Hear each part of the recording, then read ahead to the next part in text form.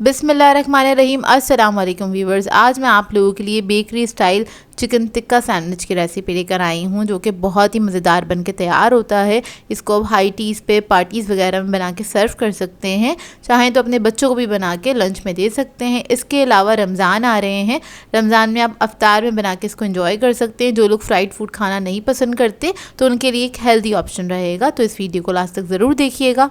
अगर आप मेरे चैनल पर नए हैं तो मेरे चैनल को सब्सक्राइब करें, साथ साथ ऑल नोटिफिकेशन को क्लिक करें। इससे आने वाली मेरी हर नई वीडियो की नोटिफिकेशन आपको सबसे पहले मिलेगी। वीडियो अच्छी लगे तो लाइक एंड शेयर करना ना भूलें। तो चलिए ये वीडियो स्टार्ट करते हैं। तो यहाँ पर मैंने लिया है बोनलेस चिकन 400 ग्राम्स के बराबर, और उसको मैंने छोटे क्यूब्स में कट कर लिया है। अब इसके अंदर हम ऐड करेंगे लाल मिर्चों का पाउडर 2 टीस्पून के बराबर, ज़ीरा पाउडर ऐड करेंगे 1 टीस्पून,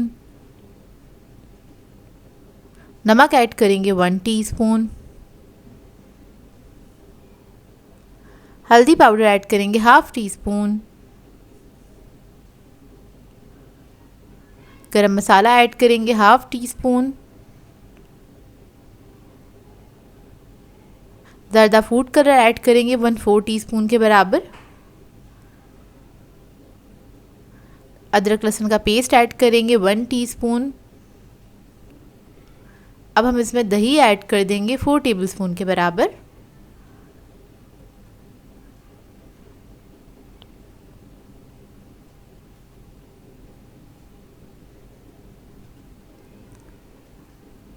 दही ऐड करने के बाद मैं इसके अंदर ऐड करूँगी विनेगर 1 टीस्पून। आप लोग चाहें तो लेमन जूस भी ऐड कर सकते हैं, और इसको मिक्स कर लेंगे अच्छी तरीके से।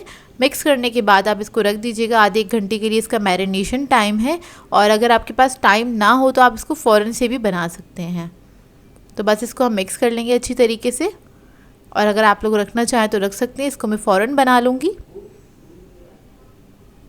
तो यहाँ पर मैंने एक पैन ले लिया है, इसके अंदर ऐड कर देंगे 3 टेबलस्पून के बराबर कुकिंग ऑयल। अब इसके अंदर हम चिकन ऐड करेंगे।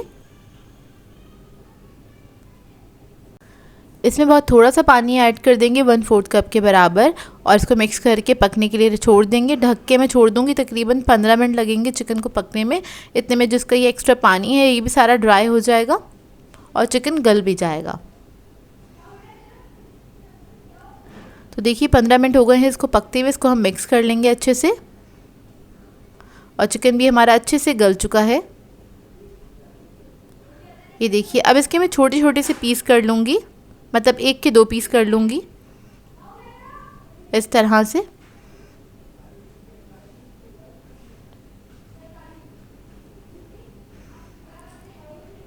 और अब हम अपना सैंडविच बना लेते हैं।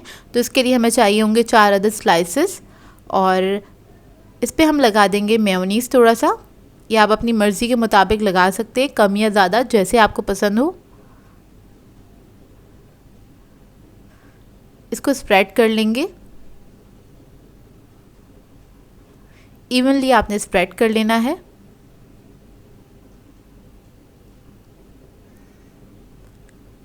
अब इसके बाद हम क्या करेंगे, जो टिक्का के पीसेस थे वो हम रख देंगे इसके ऊपर इस तरह से। थोड़ी अच्छी क्वांटिटी में रखिएगा।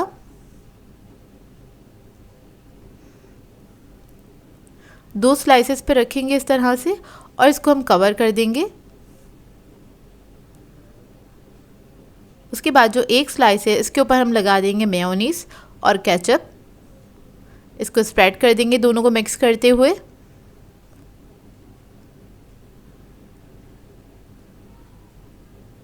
अच्छे से आपने इवनली स्प्रेड कर देना है।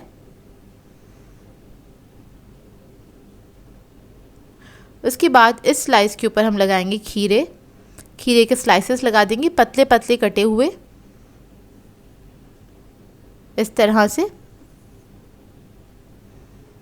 और जितने आपको पसंद हो उतने आप लोग ऐड कर सकते हैं अपनी मर्ज़ी के मुताबिक।